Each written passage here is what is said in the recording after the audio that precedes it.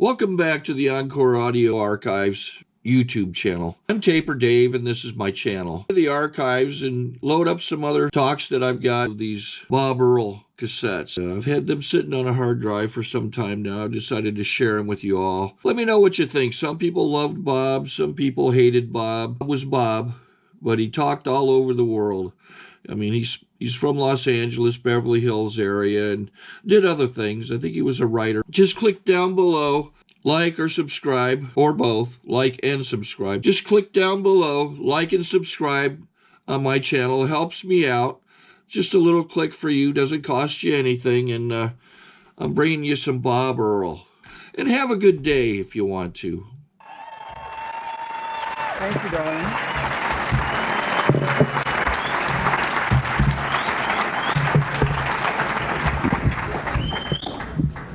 Thanks. That was great. I am Bob. I am an alcoholic and an addict. I assume in the interest of mental health, that's a sugar-free cake.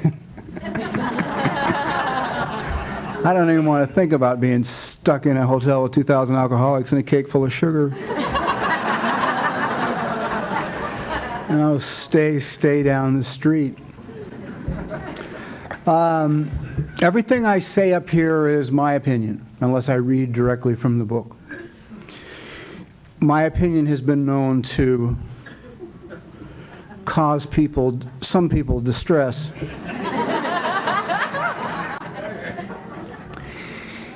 Which I always find amusing, because it's just an opinion. And there's every chance I might even change it after the meeting.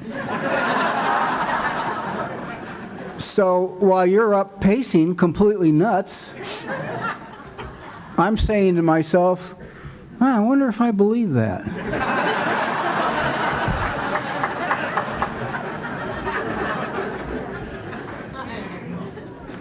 So what I say is just my opinion. I'm supposed to share my experience, strength, and hope. Not an experience, strength, and hope that doesn't put you under stress. You know? So if my experience, strength, and hope puts you under stress, talk to your sponsor.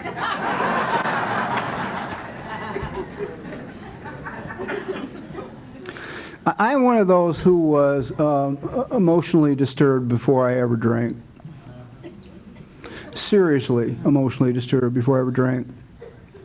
And opinions were difficult for me, too, people with opinions, because I grew up in a house where there was only one opinion, ever. And all other opinions were wrong. And that caused me a lot of trouble in early recovery, too, because I never understood the concept that you and I can have a different opinion about a topic and neither one of us are wrong.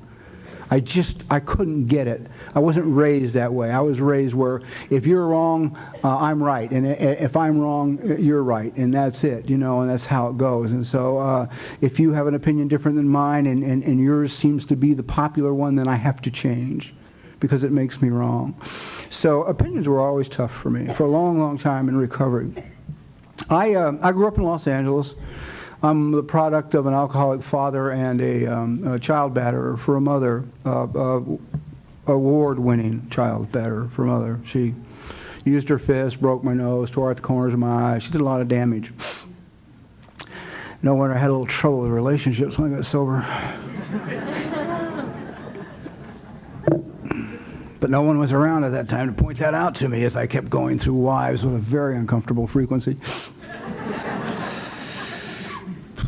So anyhow, at 15, they threw me out of a high school in Los Angeles called Manual Arts.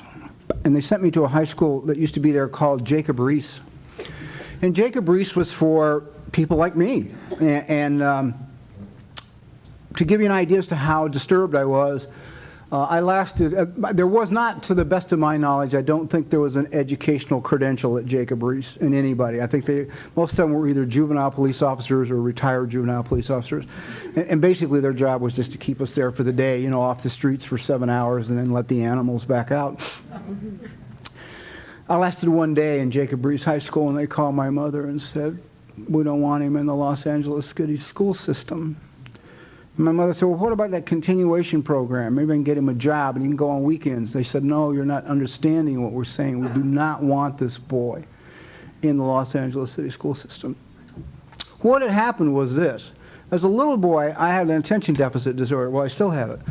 But because I was getting my ass kicked in and I had this disorder that made it difficult for me to learn, I was very slow in school, really slow, but I had a very high IQ. And in those days, if you had a high IQ and you were slow, they thought you were doing it intentionally to just be a trouble.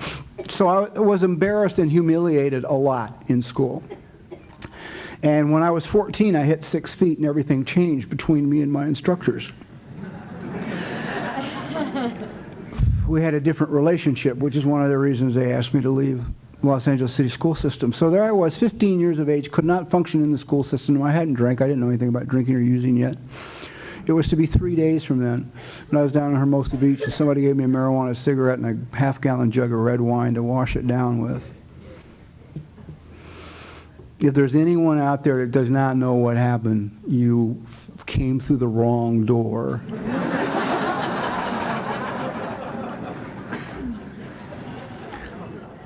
Up to that point in my life, I can only remember being uncomfortable in my body, really uncomfortable in my body, feeling inadequate, insufficient, incomplete, and like there was a little tiny bubbling pot of sewage down inside of me.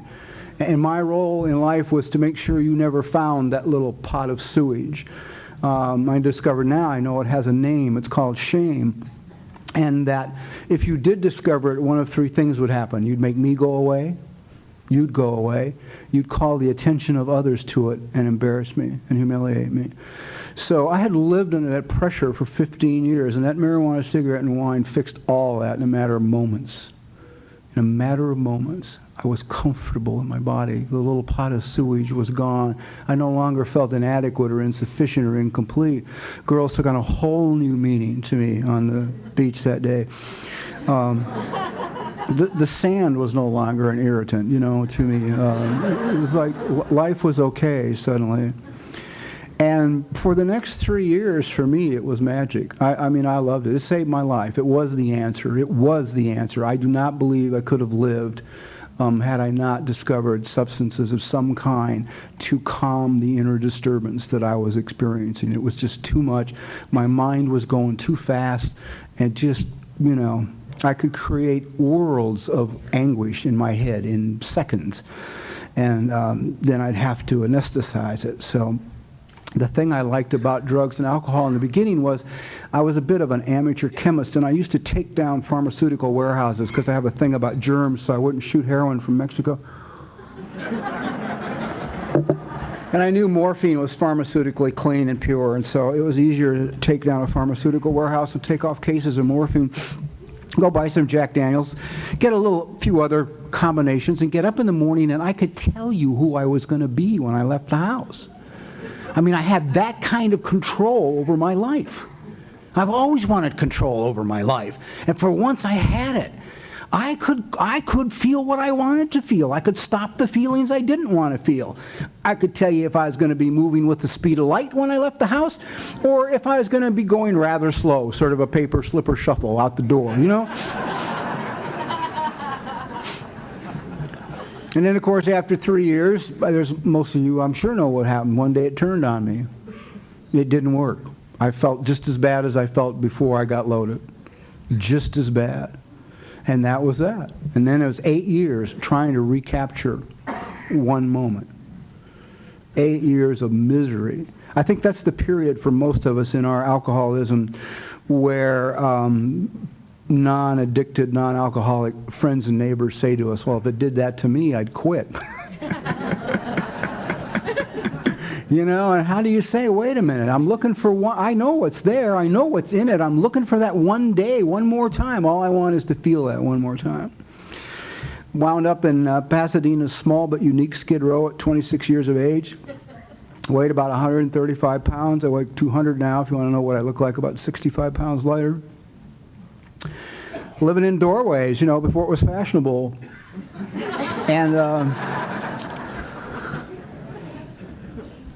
And I don't know why I was in Pasadena. I've never figured out why I was in Pasadena. I have no idea. The only conclusion I've been able to come up with over the years is that I had no respect for their police department.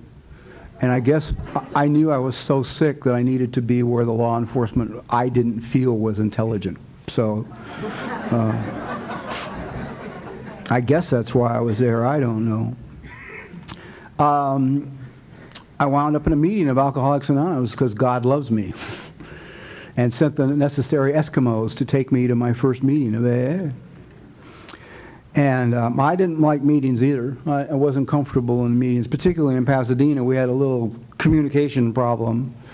I had grave mental and emotional disorders, and they had passed out on the 18th green at the country club and embarrassed themselves, and gotten sober. So we were in a different state of mind in the meeting while it was going on. We're sort of responding differently to the speakers as they were talking. They were thrilled, and I wanted to kill them because they were boring me.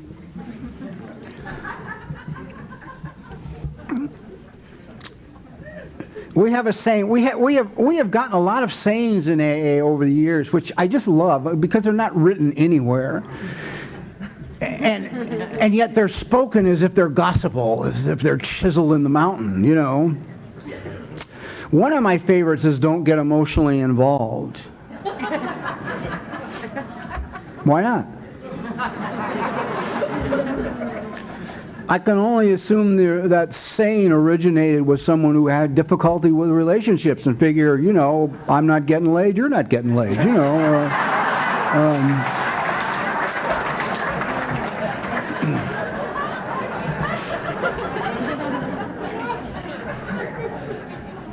So God knew exactly how to save my life. I was 3 weeks sober, living with these two guys, painting their house in order to, earn my keep.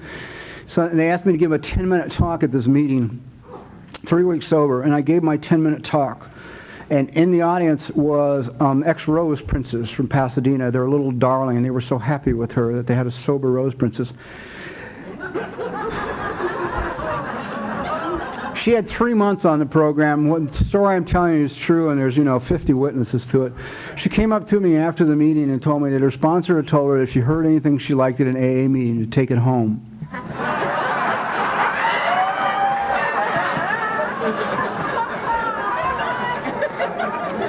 It seemed like an outstanding idea to me.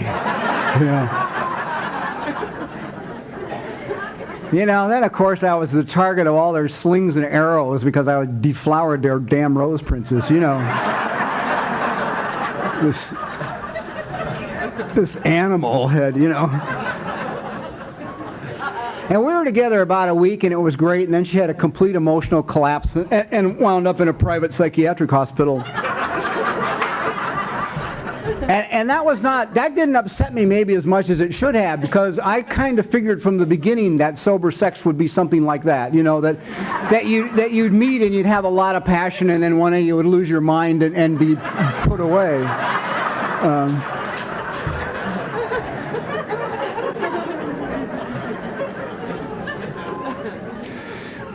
I didn't know what the hell to do, so I just went to visit her every day, and I took the big book and get well cards. I didn't have a sponsor yet. I didn't have anybody to talk to.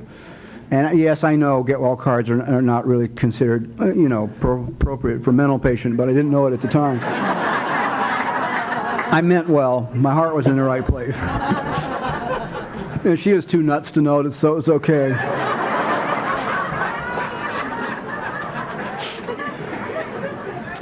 So we used to sit by the swimming pool in this private psychiatric hospital, this swanky joint, and plan the rest of our lives together with God, AA, and the 12 steps. Made sense to the two of us. She got out, we stayed together, and all together, I imagine we were together we got married at one point. That was just, one of those marriages to try and change everything. It's like you're in the battlefield and, maybe a ceasefire will come if you get married. That's really good logic. I've always loved that logic. My intuition told me not to do it, but I wasn't raised in a way to understand my intuition or listen to it. I remember going up the aisle, and my little intuitive voice was saying to me, this is not a good idea. And I just said, oh, shut up, you know.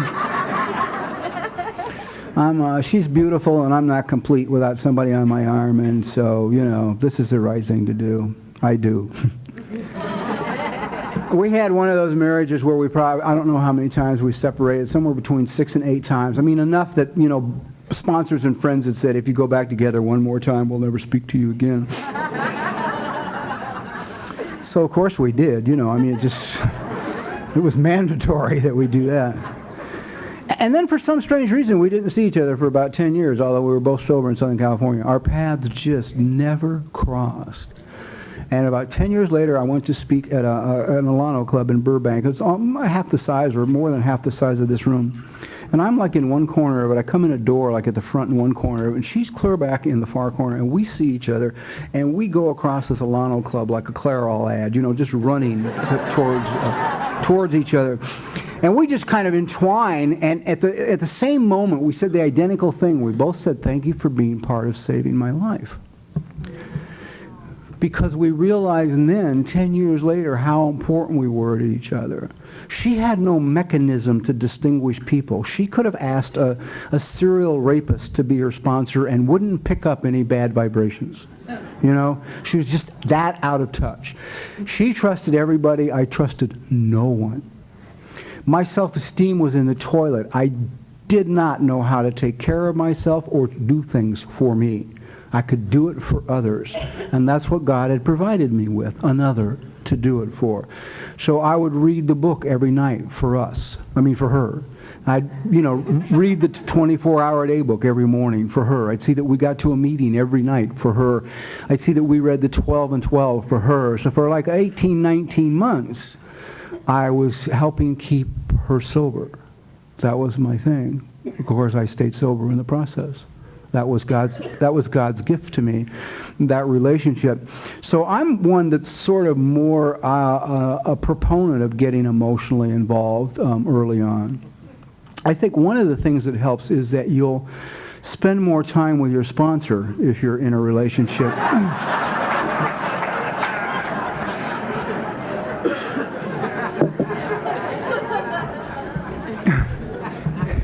You might get by with 2 or 3 calls a week, you know, without a relationship. With a relationship, it'll be more like 2 or 3 calls a day. So that's a good reason to. Well, what do I want to talk about? AA was an interesting experience for me. I've been sober and clean for over 34 years. It's been quite an adventure. Yeah.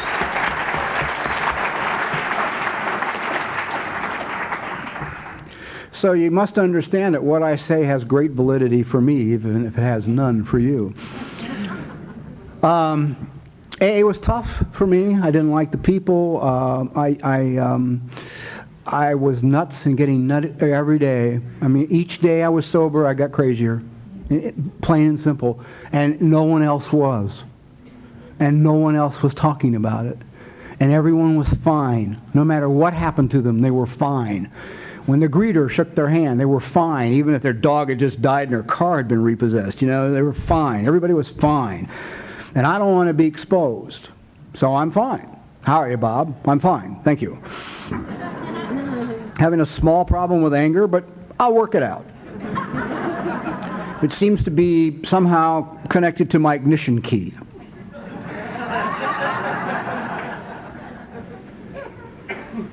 I can remember being 8 years clean and sober, meditating for 4 hours every morning, getting up at 4 o'clock in the morning to meditate for 4 hours. I like meditation. I learned the kind of meditation that taught me medication. That's a good one. It was medication for me because I learned a third eye leave your body meditation, and I love leaving my body. It's always been the least favorite residence for me. So a meditation that took me out. I'm compulsive and obsessive. If you do not know what compulsive and obsessive means, it means that we can take something that's good for us and kill ourselves with it. So when I quit smoking, I took up running. I don't run now. I walk because I have no knees left. Because, it's the logic. It's if 2 miles a day is great, 3 is better. Hell, 5 miles a day is really good. Look at 10. This is cool. Hell, we can run 15 a day and do a marathon on the weekend for something to do. until we're taken to the emergency hospital at the end of the marathon. But that's how I like to do things. Or used to, anyway. I need that intensity in order to pay attention, to focus. It's part of what an attention deficit disorder is. So I was having a lot of stress. I mean, I was chasing people through the streets of Los Angeles at 100 miles an hour because they didn't use their turn signal, you know? I mean, you know, my head hanging out the window, my hair blowing in the wind, foam coming out of my mouth as I scream obscenities. And I could do all that, pull in the parking lot outside the meeting, you know, brush my hair, wipe off the foam, and, you know, walk in, and the greeter would say, "Hey, Bob, hi, how are you?" I say, "Fine, thanks, how are you?"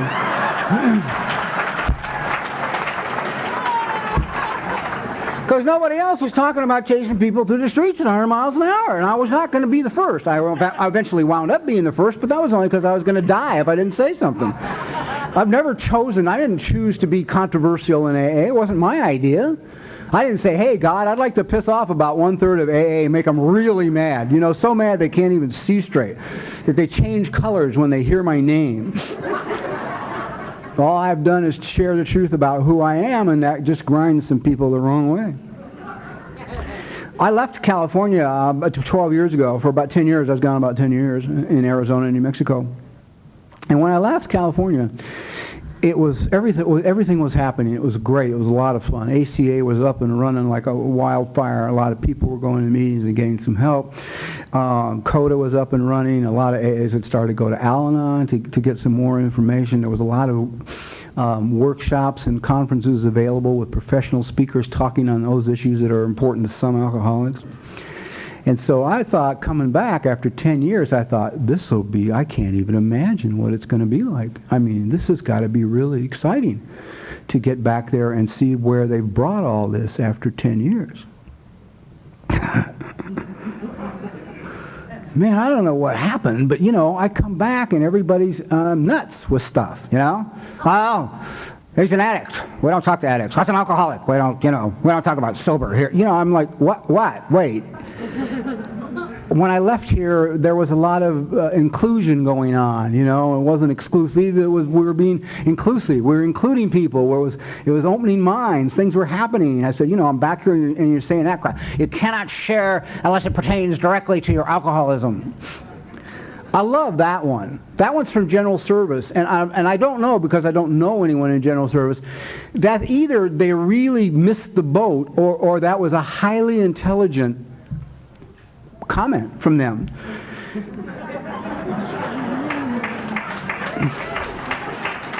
Because I don't know if they know it or not, but on any given occasion, at any time, anywhere in the world, no matter who is in the room, I am the only person in the room who is qualified to make the determination as to whether or not what I'm sharing about relates to my alcoholism.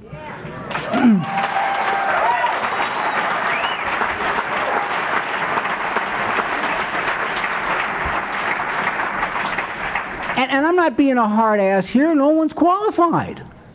You're just not qualified to make that judgment when I share. I might be talking about my parakeet, you know, who died. And I might be really distressed, in grief, sobbing. And somebody's going to give me a load of crap about self-pity, and a parakeet's got nothing to do with my sobriety. You don't know what my relationship is with my parakeet.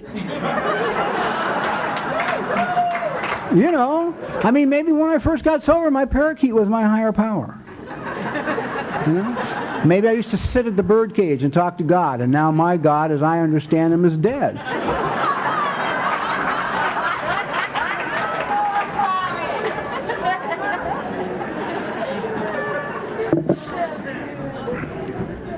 So you have no right to criticize what I say in a meeting.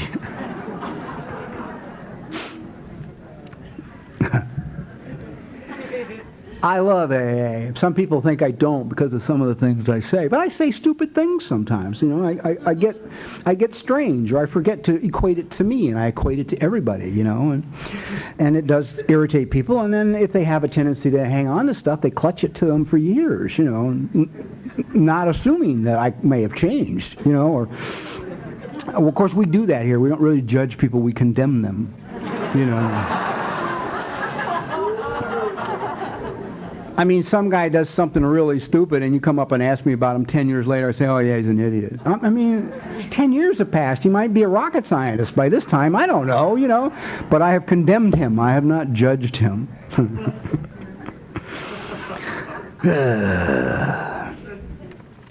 Well, AA's, I think that a lot of things they talk about a lot here are really important. Being of service, I think, is almost critical for those of us who are thinkers, you know.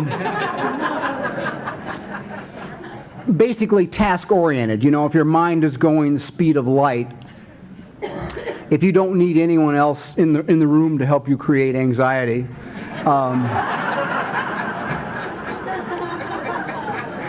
I think being of service is good. And it can be difficult. And I think sometimes there's a misperception that you got to like it.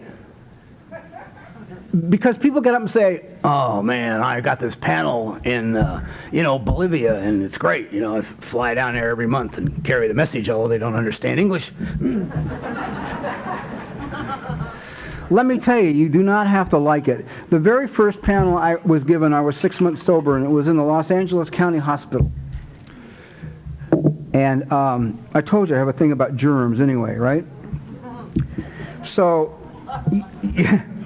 you go down to the hospital, you go meet in this room, and they give you a book. And in the book is the names of all the patients on a floor. And what they've done is the doctors have marked who's there as a result of alcoholism. And even if it's a broken leg, and there's nothing about, you know, it's not like cirrhosis or something else. If it's a broken leg and the guy was drinking, the doctors had wrote in HBD, you know, had been drinking, so we know to go talk to them. So I'm there, I'm in the hospital, I don't like the hospital, you know, I get my little book, I go down the hall, I turn the corner, I walk in the room, and Joe, I was my first patient, client, whatever he was. Joe had been living outdoors for probably 20 years. He's laying there in the bed digging at like open wine sores on his body, you know? I'm like, oh God. There was nothing about he's my brother, let me tell you, you know? So I stand back, you know, from the bed so my clothes don't touch or anything, you know? I say, hi, I'm Bob. I'm here from Alcoholics Anonymous.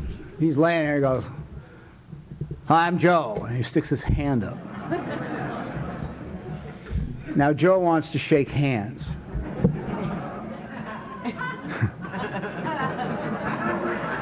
And all I can hear is my sponsor's voice saying, on any given occasion, you may be the only example of AA a man will ever see. Be the best example you can.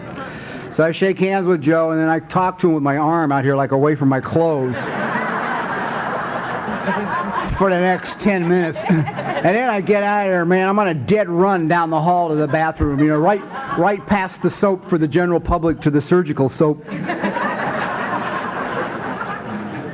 I got to where I would be washing my hands about 35 times a night. I was nuts. I was insane on that panel. I get in my car after and I think, God, I can't touch my steering wheel. I'm going to have to touch it in the morning when I'm clean, you know, and I get a rag and I drive home with a rag on the wheel. But I showed up every week, you know, and it was great because I wasn't thinking when I was there. I was so nuts about the germs that you know, I was perfectly happy. So I did the panels, and I, you know, spoke, and I did all the things that AA and my sponsors were asking me to do, and it kept me sober. Kept me sober. Surrendering to God is difficult for me. I do it, and it's easier now, but I'm what's called a task-oriented person. In other words, I must be doing something in order to have value, for me to have value. An example would be, say I go out to my refrigerator and I open it up and I look and there's no milk. And I close the door and say, I got to go to the store and get milk. Now, to this point, we're okay. That's mental health. You know, I've recognized a need and I can take care of it. You know, I know the solution for the problem. I've identified the problem. I know the solution. Go to the store. What happens next is where we cross the line. I look at my watch and say, I've got to be back at 3. Well, I don't have to be back for a couple of hours, you know, but I've now put this time limit on myself. If I'm a worthwhile human being, I will get to the store, get milk, and get home by 3 o'clock. And well, you know what this sets me up for? Total lunacy in traffic. You know, in the store, I'm in the 8 items or less line behind some broad with her checkbook and 14 items, you know? And I want to just kill her. Yeah, and I'm completely insane because if I don't get home by 3, I have no value. I have failed one more time. So for me to surrender with that kind of energy process going on, it's been difficult. And usually I have to be stopped physically, either injured or really sick to surrender. And so 5 years I was really injured badly in my back, and so I surrendered. It was great. You know, I surrendered, got injured, and my life changed, and I became a writer. And for the next 12 years I wrote and produced television and got married and divorced and made lots of money. And at 17 years, I could have been a poster for AA, you know? Look at this kid from the streets with no education. Here he is, 17 years sober, staff writer on a hit television show, living in a penthouse at the beach, driving expensive cars, divorcing one gorgeous, expensive wife, moving in one young, gorgeous girlfriend, expensive. I should have taken up gambling, let me tell you.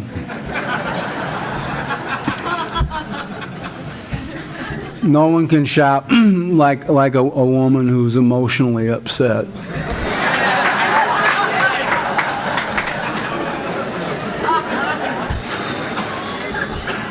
And if she's shopping on the card of the person that upset her,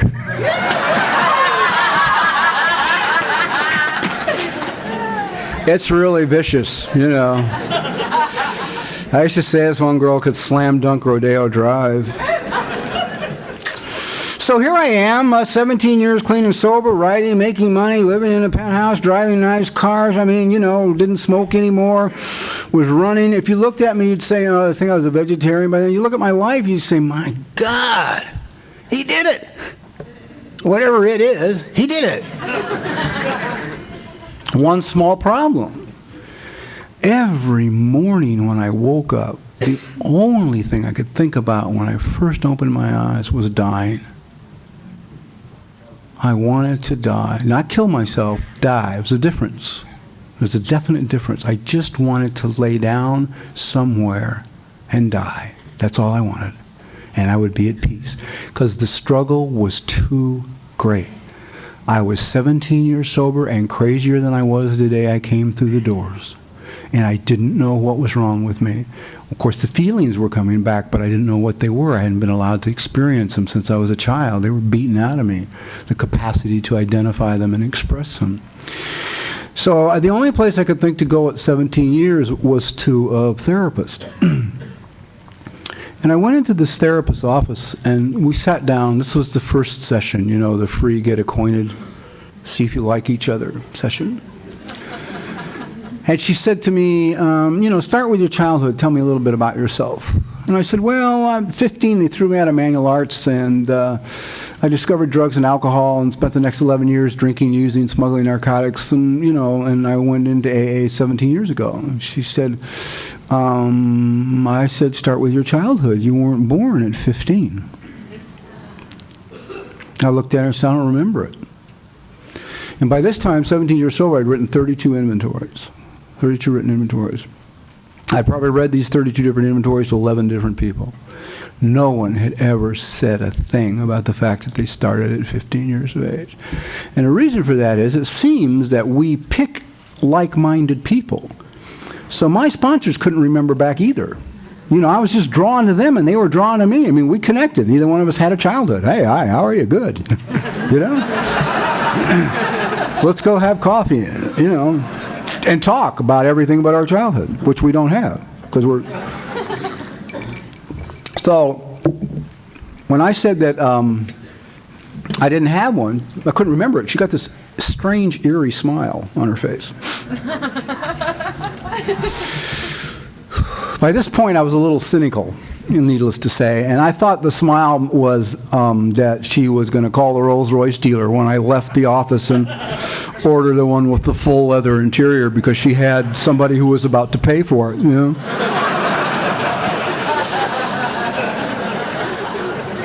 because we had already decided I was so stressed out and over the line that I needed to come every day, and I needed to be there for like 2 or 3 hours each day, every day in the beginning.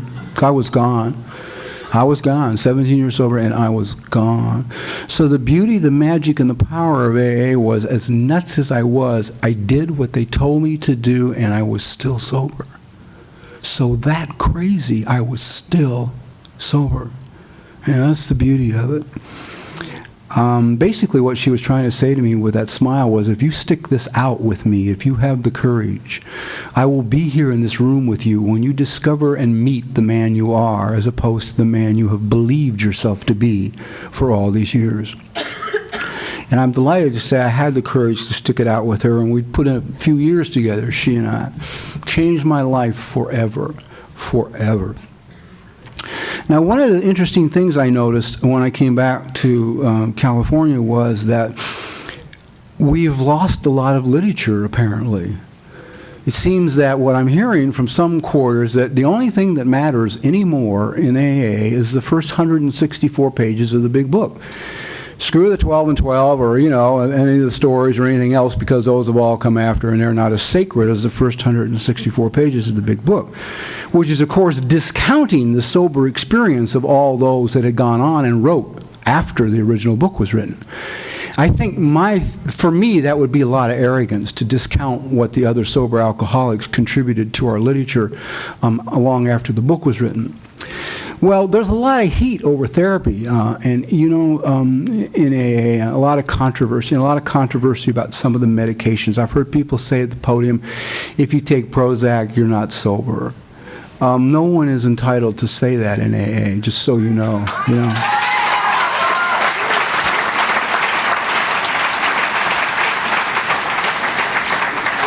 They are perfectly entitled to say, if I took it, I would not consider myself sober. That's cool. You can say that. So there's a lot of heat over all the medications that have to do with neurotransmitters too. So, and therapy. So for those of you maybe perhaps who have, like, I had fired babies that had gone to therapy. So when I went, it was humble pie for me. But that's how my God usually works. I make some monumental speech and then I wind up eating cow shit. Works for me, though. Gets my attention every time. Rarely do I find a need to repeat the same situation. So for you who may have been giving some people a bad time about therapy or telling us how it's not part of recovery, I'd like to just read to you for a minute, if I may, out of this. I'm assuming we all know what this is. I'm going to read from page 133. If you're bad at math, that is within the first sacred 164 pages.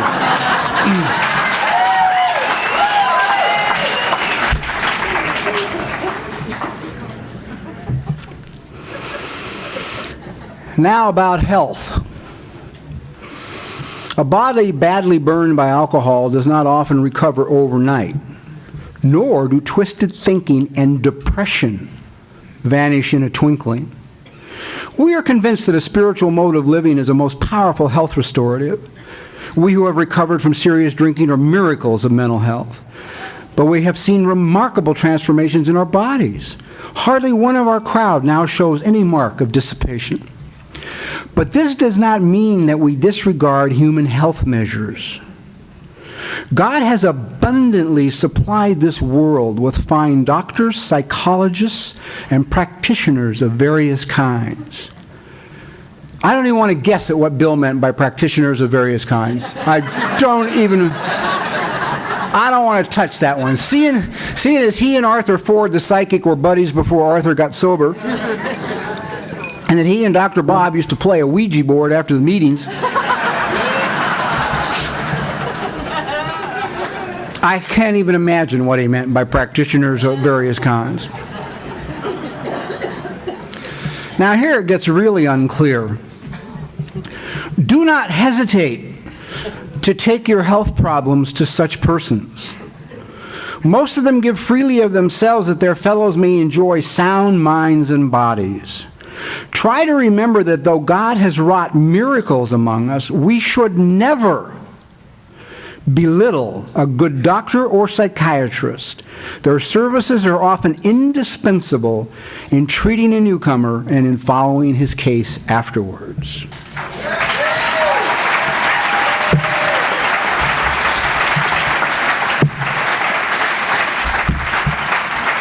In fact, before they published the book, they gave it to a shrink to get his input on it, you know? So all I'm just trying to say is lighten up a little bit. It's basically about some of us need more tools than others. Do your entire sobriety within the confines of Alcoholics Anonymous. And that's great. Fine. I have nothing to say about that. I wish I could have. Saved me a lot of money. But that hasn't been my case. It hasn't been for me. Because one thing I must do, it's critical for me, is to continue to improve the quality of my life. If I do not improve the quality of my life, mentally, physically, and emotionally, I'm apt to get loaded again. That's the only thing that'll send me out. You know? I've been through deaths and births and weddings and, you know, buried a lot of people. And my biggest regret probably is not friends of mine who have died from, you know, their livers went or have died from AIDS and sobriety, but the 10 men I know who with more than 9 years of sobriety blew their brains out because of these very issues, and no one was there to help them with it. You see, one of the things that happened to me, it was really interesting. It took me a long time to discover this. When I got to the amends step, my sponsors made a big deal out of it. You know, how this is it. This is the step that separates the men from the boys. And yeah, baby, I mean, just, you know, you'll find the promises are after that. I mean, this, you know, this was it. It was really played up to me as this is it, the amends step. And I worked the amends step, and it was no fun for me because I had hurt some people really badly, and they weren't even glad I was sober. They were sorry I was alive. So it wasn't a warm, heartfelt experience like many people were relating from the podium. But I made them anyway. So what my sponsors are saying to me, and the book was saying to me, is the consequences of my alcoholism is critical. Did I deal with the consequences of my alcoholism? And I believe, for me, my recovery basically has been in the early years, it was about dealing with the consequences of my alcoholism, going to meetings, sponsoring people, carrying panels, writing inventories, going to hospitals, making amends, you know, sending a lousy $5 checks off, you know, all that stuff. And then at 17, when I was completely off the chart, it became necessary for me to begin to deal with the consequences of what had been done to me. No longer what I had done to others, but now what had been done to me. And the thing that's interesting to me is you really can't have one without the other. You cannot tell me on one hand how critical the amends step is and that I deal with the consequences of my addiction, and then when I start to tell you about my childhood, have you say to me that that's not relevant because it was a long time ago. The consequences of what went on then are as critical as the consequences of my addiction. For me, you know.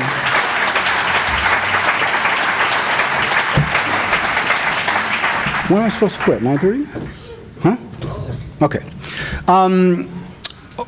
Let's talk about marriages for a minute. It is not difficult for anyone out there who has some information or perhaps a degree in psychology to understand from the short talk I've given why I had a rather difficult time in a marriage. And it's simply this. I was beaten senseless by a woman, and no one came to help, including my father. Okay? So, I don't mind women who are covertly angry. I like that, actually. That works. You know, that's a connection for both of us. It means we want to kill each other, but we won't admit to it. So it comes out sexually, and it usually works well for a while.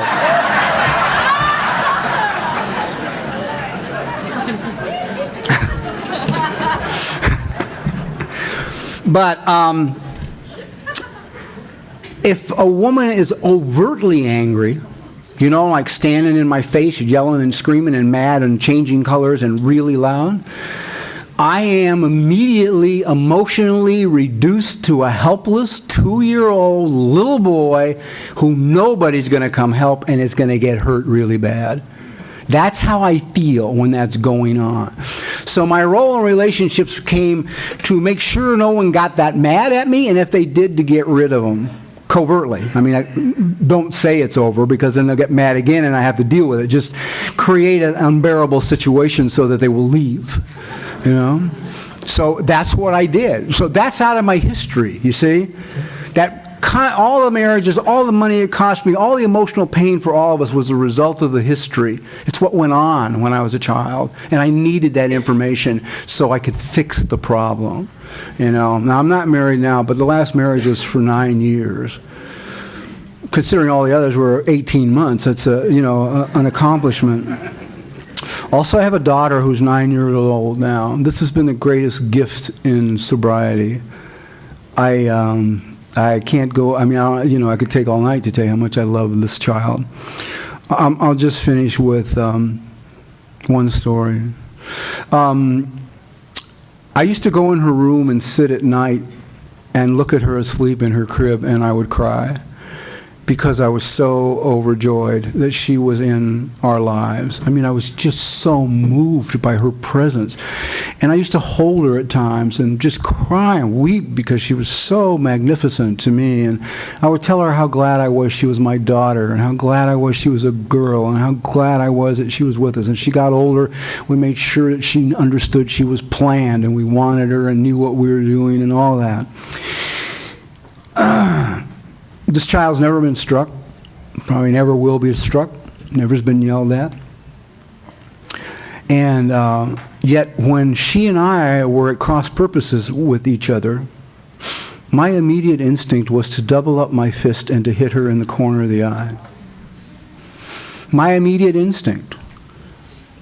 30 years sober, done tons of recovery work in and out of the program, and my instinct is to hit her in the corner of the eye, right here. Why? Because it works. I know it works. It will stop her from doing what she's doing that I want her to stop, or it will make her do what I want her to do that she's not doing. Now, I learned to count to 10, so none of that ever happens. And if my wife and I had a deal, if one of us was emotionally upset, we'd just go get the other one and turn the child over to the other one. And if both of us were nuts, we'd find a neighbor, or somebody else. Now, not only did I have trouble with that, and that's learned behavior. I mean, that's one of the reasons people get so upset at meetings. I mean, for those of you who are all into this childhood stuff and you wonder why people get so crazy when you start talking about your alcoholic father kicking the crap out of you, it's because the meeting you're in is filled with alcoholic fathers, and who may or may not have done this work, who may or may not have straightened it out with their kids. And so this is a loaded dynamite issue. I passed on to my children what was given to me. The only reason I didn't pass it on to this child is because I have more information. I have more tools now. So she didn't have to get it. The other side of it, which is really funny, is it's difficult for me to have fun, and it was hard for me to let her have fun. An example was one time she was sitting in the bathtub, and I used I don't know how old she was, but however old she was, it was the books said, you got to be in there with her. One of you. However old that is. And I always used the shrunken hand method, to get her out of the tub. I mean, when her hand started to shrink and shrivel, I knew it was time to get her out of the tub. So she's sitting in the tub, and she indicates to me that she wants to bathe this pink stuffed kangaroo that's sitting by the sink next to me. My immediate response is, no, you cannot bathe the stuffed kangaroo. My God, it's full of sawdust. The seams are going to split. It'll get all over the house. It'll never dry. It's going to be moldy and mildewy. It's going to sneak. You cannot bathe the kangaroo. I thank my dear dead departed mother for her input on kangaroo bathing. Then I look at the kangaroo, look at my daughter, look at the kangaroo, look at my daughter, and think, who the hell cares? Right? What does it matter? So I give her the kangaroo and a bottle of Johnson's baby shampoo, and within minutes, she and the kangaroo have disappeared from sight. So I keep checking her hand, starts to shrivel. I tell her it's time to get out. We take the kangaroo, rinse it under the faucet, wring it out. Down the hall to the laundry room we go. Home with the dryer, throw the kangaroo in the dryer, close the door, set the timer, punch the button, turn it on, leave the laundry room. And we are leaving, my daughter and I, with two entirely different sets of energy. She's so happy she's off the chart. She can't wait to come back and get her kangaroo. I mean, she's just stoked because she knows it's going to be okay.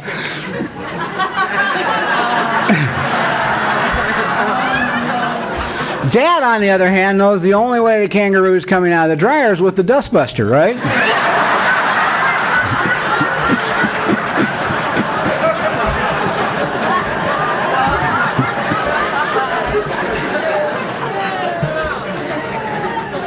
I'm delighted to report 40 minutes later we opened the dryer door and there was a fluffy pink, very happy kangaroo sitting there waiting for us.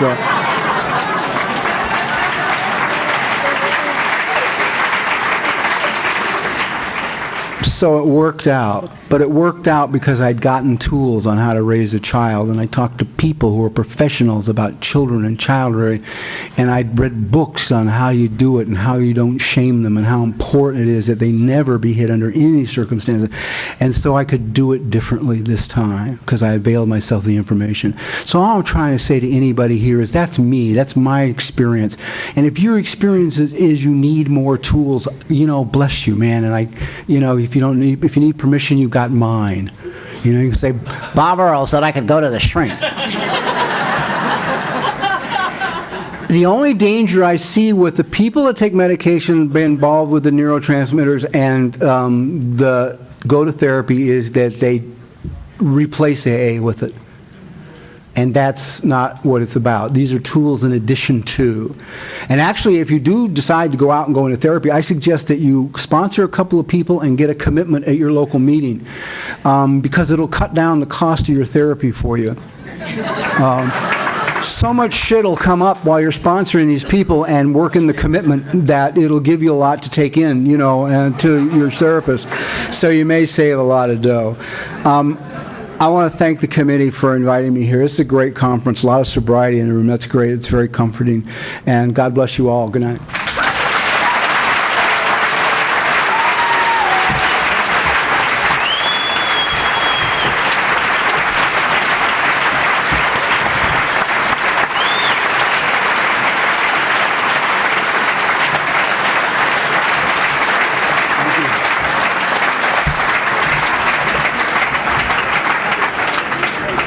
I want to thank Bob again for being here tonight. Great job. Thank you.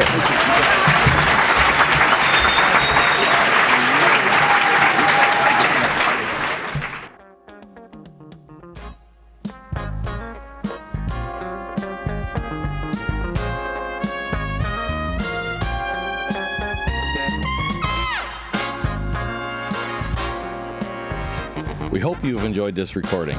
To obtain additional copies, receive a free catalog of AA and Al-Anon talks, or to find out about our tape and CD of the Month Club, call Encore Audio Archives at 1-800-878-1308 or visit our website at www.12steptapes.com.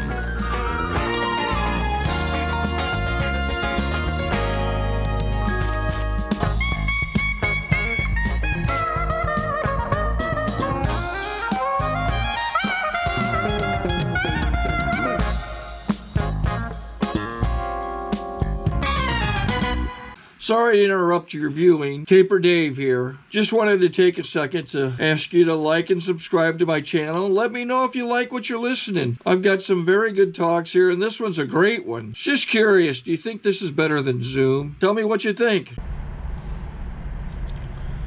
Okay, this is how I prepare my drone for launching.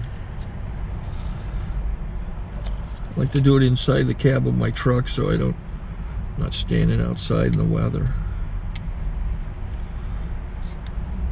To install the joysticks for control, up and down, right and left, powered on.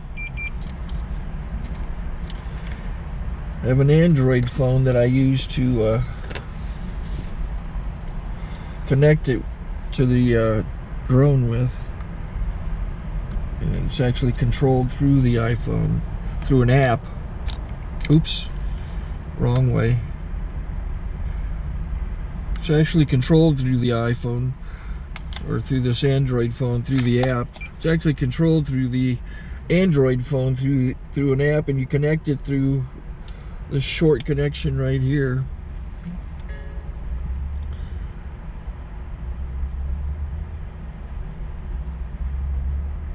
Remote control connected. Remote control's connected. So I pull out the drone. I have to extend the legs. Long legs extended first, then the short legs. Remove the gimbal protector.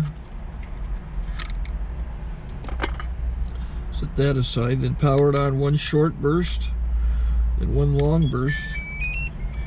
I lay it down. So I have to go to calibrate.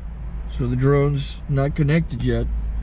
It shows you here as this drone gets disconnected, even though the remote's powered on. So the drone has to establish it's connected.